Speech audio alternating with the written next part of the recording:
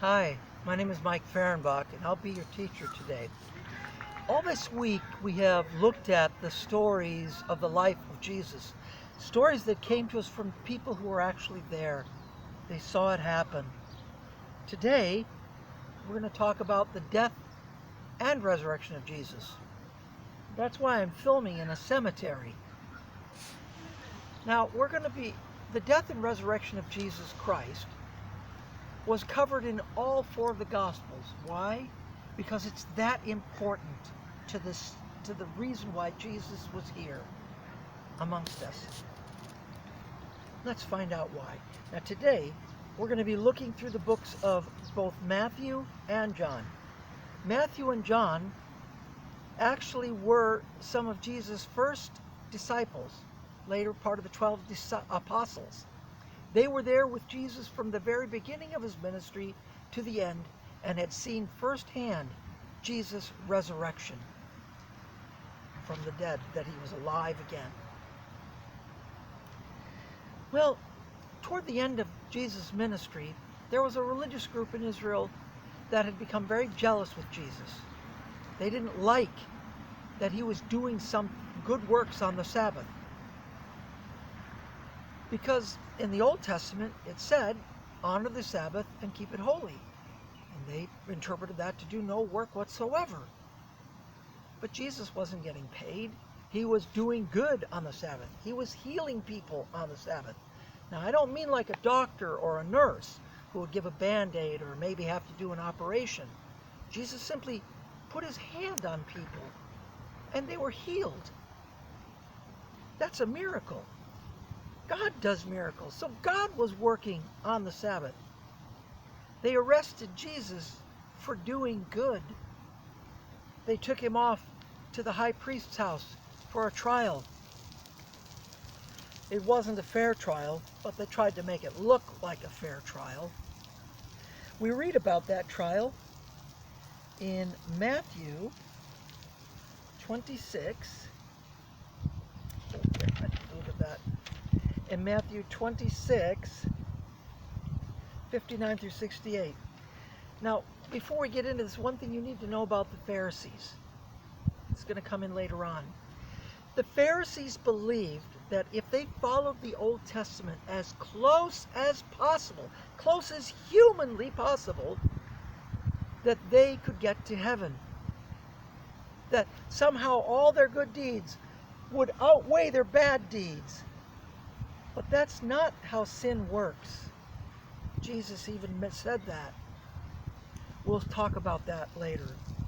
So there Jesus is on trial at the high priest's house with the Pharisees and a group called the Sanhedrin, which was kind of like another religious group and town council mixed. And this is how the trial went down. Okay, 59 through 68. The chief priests and the whole Sanhedrin were looking for false evidence against Jesus so that they could put him to death. But they did not find any, though many false witnesses came forward. Finally, 2 came forward and declared, "This fellow said, I am able to destroy the temple of God and rebuild it in 3 days." That is a misquote. Jesus said, "Destroy this temple and I will rebuild it in 3 days." He was talking about the temple of his own body, not the building. Then the high priest stood up and said to Jesus, "Are you not going to answer this? What is this testimony that these men are bringing against you?" But Jesus remained silent. You might wonder, why did he remain silent? Why didn't he defend himself? Hundreds of years, sometimes over 1,000, there had been many prophecies about the coming Jesus, the Christ, the Messiah. And this was God's will for man to pay, for God to pay for man's sins. So Jesus allowed it to happen. That's why he remained silent. The high priest said to him, "I charge you under oath by the living God, tell us if you are the Christ, the Son of God." "Yes, it is as you say," Jesus replied. "But I say to all of you, in the future you will see the Son of Man sitting at the right hand of the Mighty One and coming on the clouds of heaven." Then the high priest tore his clothes and said, "He has spoken blasphemy! Why do we need any more witnesses? Look, now you have heard the blasphemy. What do you think?" "He is worthy of death," they answered. Then they spit in his face and struck him with their fists. Others slapped him and said, "Prophesy to us, Christ. Who hit you?" So now mind you, blasphemy means that you are claiming yourself to be God or equal to God. In Jewish thought, the oldest son, or the firstborn son, is equal in right and stature to the father. But you see, Jesus is God's son, God the Father's son. So if he were to say no, he wasn't, in order to save his life from them, he would be lying. God does not lie. So now Jesus is condemned to death for telling the truth. But you see, Israel 2,000 years ago was not an independent country like it is today. It was under the domination of a pagan empire known as the Roman Empire. So in order to condemn someone to death, they had to get the permission of the Roman governor of Judea. His name is Pontius Pilate. Pontius Pilate was warned by his wife, have nothing to do with this innocent man. He could tell that the Pharisees were simply jealous of him. He didn't want to condemn Jesus. So he tried to shove off the responsibility to somebody else. He sent Jesus to King Herod. King Herod didn't find anything wrong with Jesus. Yes, he treated Jesus badly, but he didn't condemn him. He sent him back to Pilate. Pilate's still trying to let Jesus go. But the Pharisees are whipping up the crowds into nearly a riot. They're baying for blood. This is how the court happened. We read in Matthew 27:22 and on. "What shall I do then with Jesus, who is called Christ?" Pilate asked. They answered, "Crucify him!" "Why? What crime has he committed?" asked Pilate. But they shouted all the louder, "Crucify him!" When Pilate saw that he was getting nowhere, but that instead an uproar was starting, he took water and washed his hands in front of the crowd. "I am innocent of this man's blood," he said. "It is your responsibility." All the people answered, "Let his blood be on us and on our children." Then he released Barabbas to them, but he had Jesus flogged, that means to be whipped very harshly, and handed him over to be crucified. I don't need to go into what happens with the Roman soldiers when they get Jesus. You just need to know that they mocked him and beat him. It was terrible, just terrible. Jesus was so beaten up by the time it was for him to go out of Jerusalem to be crucified that he could not carry the cross. So they made a man by the name of Simon from Cyrene carry the cross out to Golgotha, which means the place of the skull.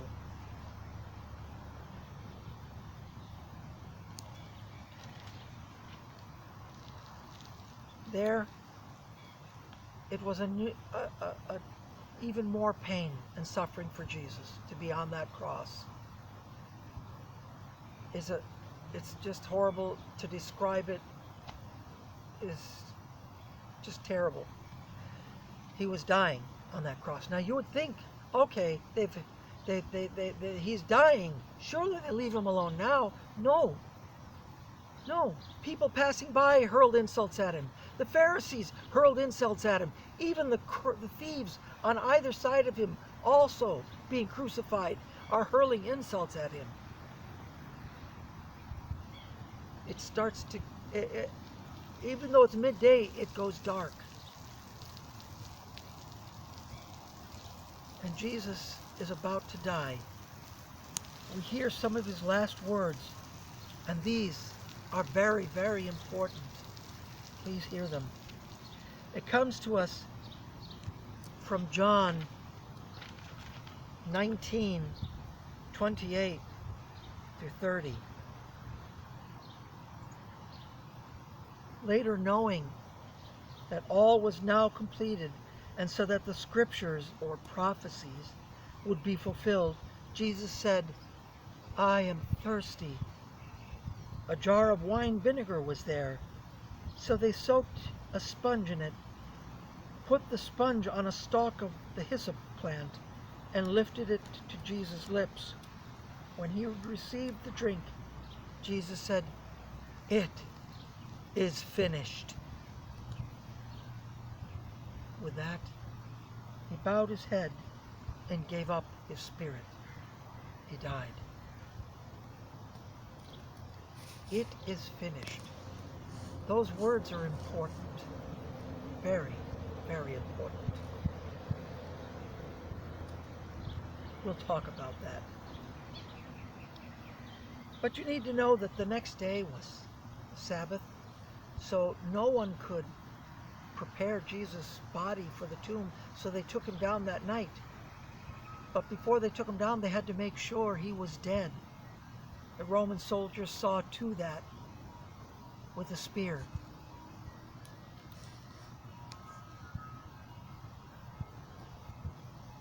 And, well, I shouldn't say any more than that, other than to say that the Roman soldiers were very deadly and cruel people. They knew he was not faking. They knew and made sure he was dead. So those people who say that Jesus simply fainted from the pain and then got revived somehow in the tomb,